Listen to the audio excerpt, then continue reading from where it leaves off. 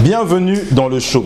Ici, on reçoit tout le monde, connu ou moins connu. Une seule condition, nous dire toute la vérité. Mesdames, messieurs, soyez les bienvenus dans ce nouveau numéro de votre podcast Parlons bien, parlons vrai. Aujourd'hui, je reçois une personnalité. C'est un entrepreneur congolais, je dirais ça comme ça, mais peut-être pas entrepreneur, mais c'est quelqu'un qui fait beaucoup en ce qui concerne les activités autour de la formation, du management et beaucoup aussi dans la communication. Ce monsieur se nomme Trésor Gandou. Trésor Gandou, bonjour. Bonjour Monsieur Ram. Comment allez-vous? Très bien, et vous-même? Oui, ça va très bien. Bienvenue dans le plateau de Parlons bien, parlons vrai. Merci beaucoup de me recevoir. Alors, pour ceux qui vont vous découvrir aujourd'hui, parce que vous êtes quelqu'un qui fait de belles choses, vous avez beaucoup d'activités, vous avez commencé, on va dire, à apporter dans le cadre du management, des formations, des masterclass depuis aujourd'hui plusieurs années. Alors, avant d'en arriver là, quel est votre parcours? Comment est-ce que vous avez commencé, du moins en termes d'études, pour en arriver là? Alors, merci pour la question. Déjà, je vous remercie encore de me recevoir sur votre émission. Comme vous l'avez dit d'entrée de jeu, je suis Monsieur Reims Trésor Gandou. De base, je suis manager de formation. Donc, j'ai fait mon cursus universitaire qui a bien sûr commencé en République du Congo, ici à Brazzaville, avant de me déporter du côté du Maroc, à Casablanca, où j'ai fait une licence en informatique avant de chuter par un master en management stratégique des organisations. Donc voilà essentiellement pour ce qui est de mon parcours. Et oui, après mes études universitaires, mon entrée dans le monde professionnel s'est fait à travers des activités entrepreneuriales. Donc j'avais initié à cette époque-là, je crois que nous sommes en 2016, j'avais initié un cabinet de conseil en formation parce qu'à l'époque je suis très passionné par tout ce qui est renforcement des capacités des ressources humaines. Je suis très passionné par la formation et donc je commence par initier un cabinet de conseil en formation que j'avais appelé à l'époque Human Formation Consulting pour HFC. Et à travers ce cabinet, on a entrepris pas mal de belles choses, on a accompagné pas mal de structures en termes de formation. Et chemin faisant, j'ai été recruté au sein d'une grande université de la place, l'université Mariangouabi, qui est la plus grande université publique de notre pays. Vous remarquerez que, étant quelqu'un qui est très passionné en formation, à l'époque, je m'en souviens, il était hors de question pour moi de travailler dans un autre secteur que celui de la formation. Et donc, quand l'opportunité de l'université s'est présentée à moi, je me suis dit, je reste dans cet environnement éducatif, dans cet environnement de la formation, et pour moi, c'était un privilège de rejoindre cette grande université. Tout à fait. Et après cela, écoutez, étant quelqu'un de très dynamique et puis très engagé dans tout ce qui est insertion professionnelle des jeunes, j'ai été par la suite nommé en tant qu'attaché au cabinet du Premier ministre, attaché au département jeunesse, aux côtés du conseiller spécial en charge de ces questions, qui n'est rien d'autre que M. Vadim Osdevouba. Il est conseiller spécial du Premier ministre en charge des questions des jeunes. Et donc j'ai été nommé attaché, et donc en travaillant à ses côtés. Et là encore, ça a été l'occasion pour nous d'apporter notre réflexion pour l'insertion professionnelle de notre jeunesse auprès du Premier ministre, chef du gouvernement. Et donc, en gros, voilà plus ou moins ce que je représente professionnellement. D'un point de vue parcours. Mais c'est très bien, félicitations. Merci. Alors, c'est un peu rare dans notre écosystème de voir des personnes comme vous, des jeunes notamment, qui ont un parcours aussi outillé, aussi solide. Donc, félicitations. Merci. Mais avant d'arriver, par exemple, sur l'aspect, on va dire, insertion, ou même sur les différentes responsabilités d'ordre administratif que vous avez assumées, que vous assumez peut-être encore jusqu'à aujourd'hui, sur l'axe de la formation, pour vous qui avez, on va dire, un peu goûté la formation hors du pays, et quand on compare aujourd'hui avec la formation chez nous, quelles sont, on va dire, la différence et qu'est-ce qui manque chez nous pour pouvoir, on va dire, rendre notre formation un peu plus performante, avec votre regard? Alors, c'est vrai que j'ai eu à faire mes études à l'étranger, mais aujourd'hui, je fais partie de ceux qui soutiennent, encouragent les personnes à se former chez eux. Simplement parce que lorsque vous vous formez à l'étranger, c'est très bien, les formations sont pour la plupart de qualité, mais il y a un déphasage finalement entre, vous finissez par tomber dans ce déphasage entre la réalité de votre pays et la réalité d'autres cieux. Vous remarquerez par exemple ceux qui ont fait leurs études en France, au bout d'un moment vous avez du mal à vous retrouver dans votre pays, l'environnement n'est pas le même et on va dire dans cette même façon de voir les choses, aujourd'hui on parlerait aussi des fuites de cerveau. Lorsque on encourage des personnes à aller étudier à l'étranger, généralement ces personnes-là ne viennent pas, ne reviennent plus au pays. Et ce n'est pas une bonne chose pour le pays. Donc si ça ne tenait qu'à moi, les gens doivent se former chez eux. Et bien évidemment, pour que les gens se forment chez eux, il faudrait que l'offre de formation locale soit de qualité. Je ne dirais pas que l'offre de formation en République du Congo n'est pas de qualité, parce qu'aujourd'hui, nous avons des personnes qui ont fait leurs études en République du Congo et qui travaillent dans les grandes entreprises de la place, donc qui sont suffisamment compétents, étant donné qu'ils exercent, ils travaillent dans ces entreprises. Donc ça voudrait dire que l'offre de formation en République du Congo est quand même de qualité, mais il faudrait qu'on essaye de faire un travail là-dessus pour que les gens se rendent un peu plus que c'est possible d'étudier dans son pays et demain de travailler dans les grandes structures. Moi je pense que c'est une question de communication. Hein, c'est une question de communication. Après il faut quand même reconnaître qu'il y a certaines filières qui sont un peu plus au top à l'étranger, ça je suis d'accord avec vous. Pour mon cas à l'époque, je m'intéressais à l'informatique et puisque très tôt je m'étais déjà habitué à l'outil informatique, donc quand j'arrive à l'université, ce qu'on me proposait comme contenu de formation pour moi était tellement élémentaire parce que j'ai touché aux ordinateurs très tôt. Et donc quand j'arrive à l'université, qu'on m'apprenne à comment allumer une machine, comment faire des petites choses sur Word, je trouvais ça élémentaire. Je trouvais que le niveau était assez bas. Peut-être que c'était moi qui étais un peu plus exigeant, je ne sais pas. Et c'est suite à cela que je me suis dit non, il faut que j'aille poursuivre ailleurs, là où le contenu sera certainement plus consistant à la dimension de mes attentes. Et donc voilà, moi j'encourage les personnes à se former sur place dans notre pays et j'encourage également les universités et les écoles à essayer de rendre leur contenu de formation, leur offre de formation beaucoup plus compétitif, de sorte à ce que quand les personnes sortent de ces formations, qui soient en mesure de répondre finalement aux exigences des entreprises de la place.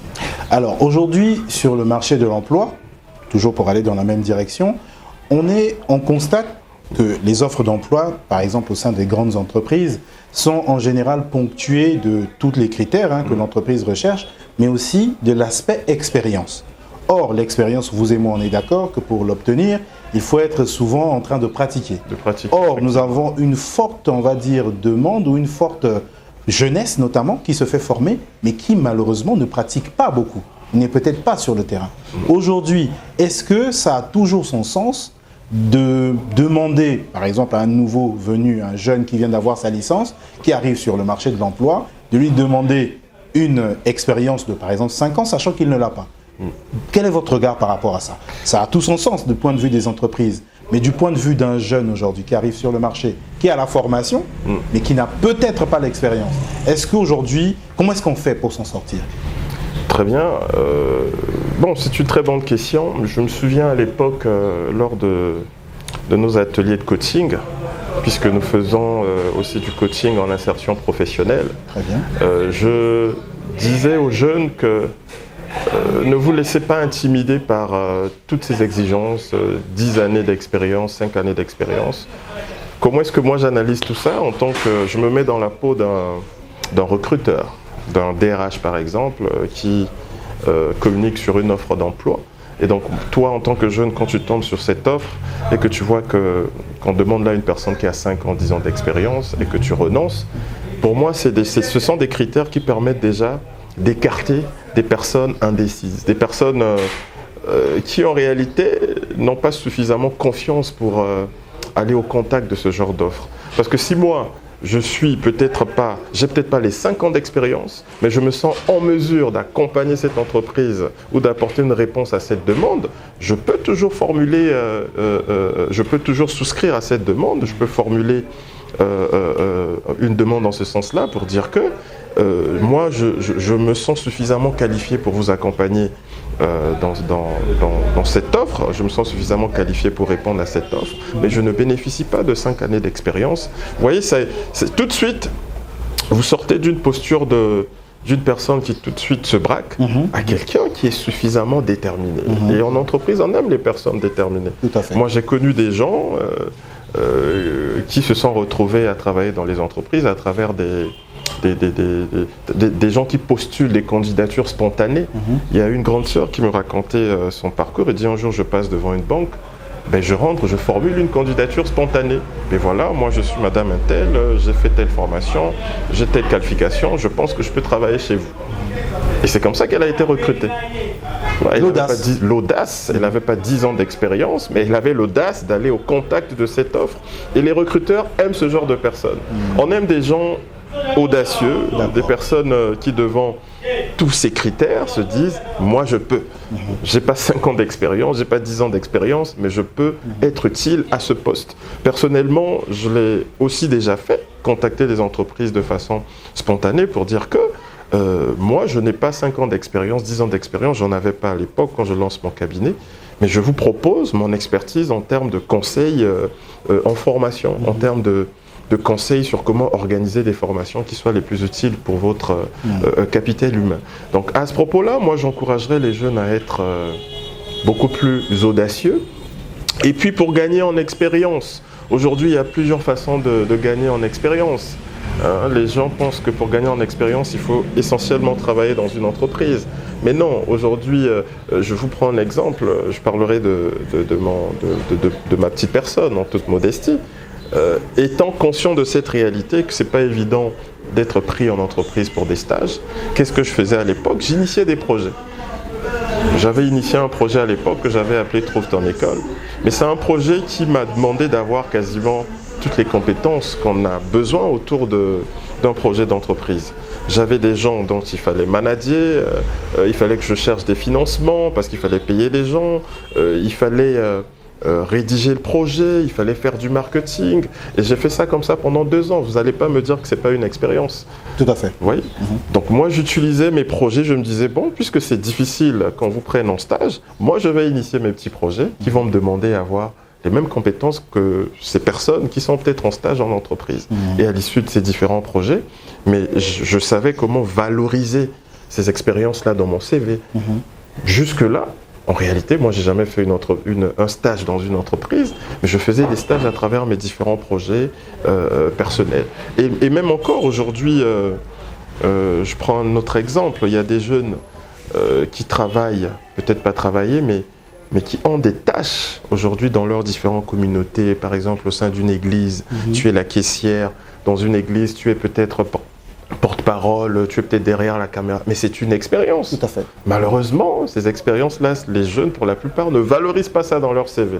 Pour eux, une expérience doit forcément se passer dans une entreprise commerciale, alors qu'au quotidien, ils sont dans les associations, ils sont dans des communautés religieuses, ils sont dans j'ai envie de dire dans des communautés dans lesquelles ils essayent de gagner en expérience, mais comme pour eux, ils ne savent pas que cette expérience-là, ils peuvent le valoriser dans un CV. Bon, malheureusement, ils passent à côté de tout ça. Donc pour moi, ces offres, c'est vrai que c'est très exigeant, c'est vrai, mais en entreprise, on a besoin des personnes audacieuses. Donc, ce n'est pas une fatalité. Ce n'est pas une fatalité, ce n'est vraiment pas une fatalité. Et la plupart du temps, les gens qui sont recrutés à ces postes-là, parfois, ils n'ont même pas ces 10 années d'expérience. Donc pour moi, ce n'est pas une fatalité, c'est surtout un moyen déjà de filtrer des personnes, entre les personnes audacieuses et non audacieuses, et puis aussi des gens qui savent justement défendre leur petit parcours parfois aussi. J'ai pas 2 ans, j'ai 1 année, mais je peux. Tout à fait. Et quand vous avez en face de vous un RH, il peut voir en vous quelqu'un d'audacieux sur qui ils peuvent investir. Voilà. C'est très bien. Alors, pour vous, Monsieur Trésor Gandou, qui travaillez aussi non seulement dans l'administration, mais aussi dans l'administration d'État, parce que vous avez un parcours dans l'université, mais aussi auprès du cabinet de la primature. Alors, j'ai une question que j'aimerais vous poser, parce que vous êtes aussi dans la communication, le management et la formation. C'est aujourd'hui, on a, pour nous citoyens congolais, et pour beaucoup de gens, je pense que je ne parle pas trop, je n'avance pas trop, on a le sentiment aujourd'hui qu'il y a un travail qui est fait par les pouvoirs publics, par l'administration, mais qu'aujourd'hui, en termes de communication, on a le sentiment qu'il n'y a rien qui est fait ou ou ces informations-là, ou ces activités, ces actions qui sont posées par les pouvoirs publics n'atteignent pas le public que nous sommes, ne nous atteignent pas. Alors, donc ça, on va sur un axe de communication. Ma question dans ce cadre-là, c'est de savoir quel est votre regard à vous, pour quelqu'un qui travaille dans l'administration, quel est votre regard qui expliquerait qu'aujourd'hui, on a du mal à avoir des retours en termes de communication ou une transparence d'informations par rapport au pouvoir public? Très bien, merci pour la question. Effectivement, moi je fais partie de ceux qui pensent qu'il y a énormément d'actions qui sont entreprises au niveau des pouvoirs publics, au niveau du gouvernement. Il y a beaucoup d'actions qui sont entreprises dans ce sens-là.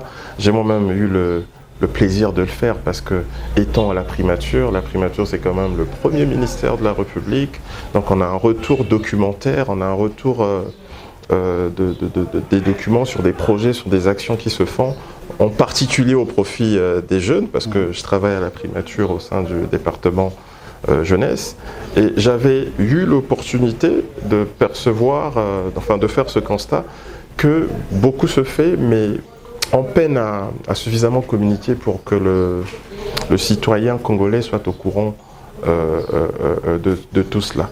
Qu'est-ce que moi je peux dire par rapport à ça? C'est simplement encourager les pouvoirs publics à travailler avec des professionnels de la communication publique, parce qu'on est là justement en termes de communication publique, de faire en sorte, de mettre en place une communication qui ne se limiterait pas qu'à dire que bon voilà, on a fait ceci, mais une communication qui va jusqu'à atteindre finalement le citoyen congolais. Généralement, ce que nous faisons, puisque je suis là, je suis dans l'administration, je suis dans ces structures, quand il y a une activité, nous organisons un séminaire, on fait une annonce et puis plus rien. Alors que moi, j'estime qu'après l'annonce, il faudrait qu'il y ait une communication qui doit suivre, on doit suffisamment marteler sur chaque action qui est faite, de sorte à ce que le Congolais soit suffisamment renseigné. Sinon, ce n'est pas bien pour les institutions publiques. Vous voyez, à chaque fois que je fais un débat avec quelqu'un, il me dira oui, rien ne se fait. Bon, généralement, moi, je lui dis le contraire. Et après ça, on me dira oui, mais toi, c'est parce que tu es au PCT et tout ça. Non, c'est pas parce que je suis au PCT, mais parce que je suis au contact de ce qui se fait. Moi, j'ai la chance d'être au contact de ce qui se fait. Malheureusement, le Congolais lambda, non. Donc, c'est un peu de notre faute que ces personnes-là ne puissent pas se rendre compte de ce qui se fait, puisqu'on communique rarement. Il y a une entité, par exemple, qui se trouve à Oyo. J'aime bien cette école. Le nom m'échappe, mais c'est une école qui a été conçue et qui est dédiée aux énergies renouvelables. Je ne suis pas sûr que cette école-là est connue de beaucoup de jeunes ou de beaucoup de Congolais dans notre pays. Mais ça fait partie des actions, des réalisations assez importantes. Si ça ne tenait qu'à moi, tous les jours, on en parlerait à la radio, à la télé, pour que les gens soient suffisamment au courant de ce qui se fait, et ce n'est que comme ça qu'ils pourront mieux apprécier l'action gouvernementale. Donc je pense que le gouvernement, à travers leurs différents départements de communication, essaye déjà de faire un travail assez considérable dans ce sens-là, mais ce ne serait pas mauvais d'accentuer la communication autour de l'action du gouvernement, de sorte à ce que le Congolais lambda soit au courant de ce qui se fait. Très bien. Vous avez aussi, on va dire, des responsabilités, vous l'avez énoncé dès le début, avec aujourd'hui une personnalité publique et l'honorable monsieur Vadim Vuba. Alors, vous travaillez à ses côtés, immédiatement avec votre casquette de manager, formateur et communicant. Comment est-ce que vos activités se marient avec les activités politiques? Ça, c'est déjà de un. Comment est-ce que vous arrivez à implémenter ces axes-là? Est-ce que vous faites des propositions à l'honorable? Comment ça marche? Alors, comme je l'ai dit, à la primature, j'ai le plaisir de travailler aux côtés du conseiller spécial en charge des questions des jeunes, qui est donc M. Vadim Vuba. Mais bien avant d'en arriver là, j'ai commencé à travailler avec lui à la Force montante congolaise. Quand j'ai fait mon entrée en politique, j'ai eu le bonheur de commencer tout de suite par son cabinet. Et au sein du cabinet du premier secrétaire, nous faisions des propositions. Donc moi, à la base, je fais des propositions dans mes domaines de compétences, propositions en termes de management, propositions en termes de communication. D'ailleurs, c'est ce que nous avons essayé d'apporter au sein de cette organisation politique de jeunesse. Parce que généralement, vous savez, quand les jeunes se mettent en politique, on a tendance à tout de suite leur dire que vous allez là-bas pour chercher des positions professionnelles.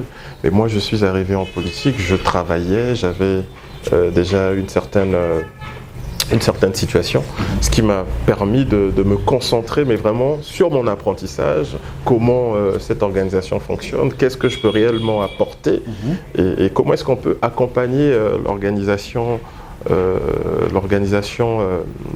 cette organisation politique de jeunesse. Donc mon travail à ses côtés au sein de la FMC tournait autour des propositions dans mes domaines de compétences, propositions en termes de management, propositions en termes de communication, et en baignant finalement dans cet environnement, on finit par avoir si vous voulez, des réflexes politiques. Donc plus tard, on est devenu en mesure aussi de faire quelques analyses politiques, de faire quelques propositions politiques. Et à ses côtés, au sein de la primature, vous savez, moi je suis à la base très engagé jusqu'à aujourd'hui sur toutes les questions en rapport avec l'insertion professionnelle des jeunes. Donc étant à la primature, j'en ai profité pour faire ses propositions, lui soumettre ses propositions, et qui revenait à lui finalement de remonter ses propositions plus haut au niveau du Premier ministre, chef du gouvernement. Donc en réalité, je ne me suis pas trop éloigné de ce que je faisais, par exemple en entrepreneuriat.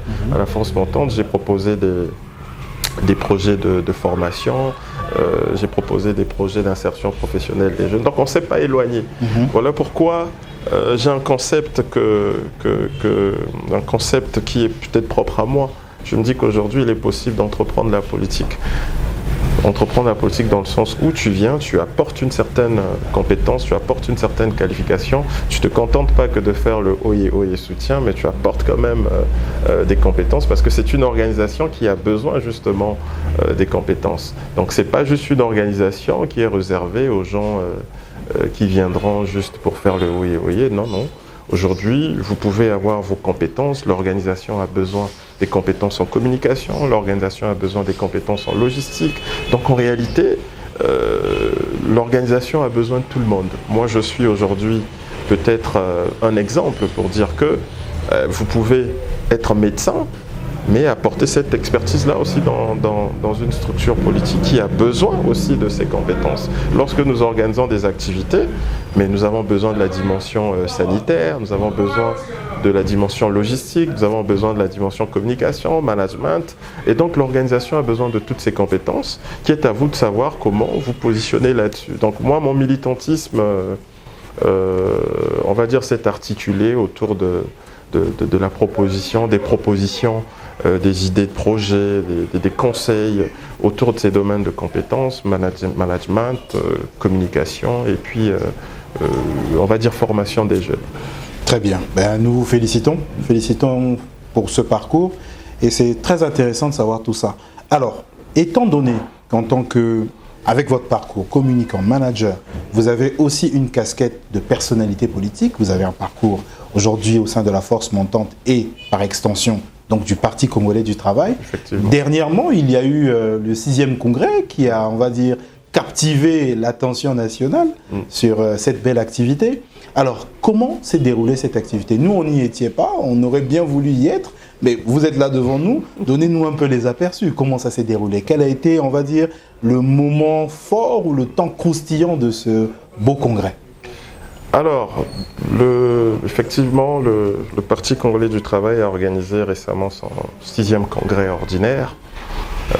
Généralement, les congrès au parti, ce sont des occasions pour le parti d'avoir un regard rétrospectif de son parcours, de ses actions. Donc ça a été une occasion pour nous, pour le parti, de revenir un peu sur les 5 dernières années de l'action du Parti congolais du travail à tous les niveaux, donc au niveau national, au niveau des unions catégorielles. Et non, ça a été une très belle organisation.